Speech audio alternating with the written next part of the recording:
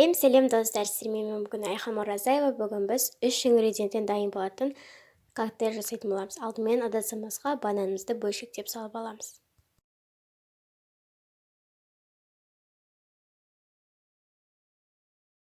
Содан соң өзіңіздің жақсы көретін жемісіңізді де салсаңыз болады. Мысалға, мен өзімнің жақсы көретін жемісім таңқурайды саламын, немесе құлпынайды салсаңыздар да болады.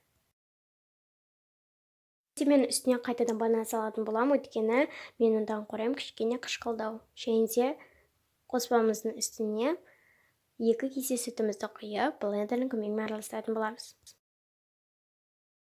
Достар, мен коктейлімді блендермен араластыратын боламын, немесе арнайы коктейльге арналған миксермен араластырсаңыздар да болады.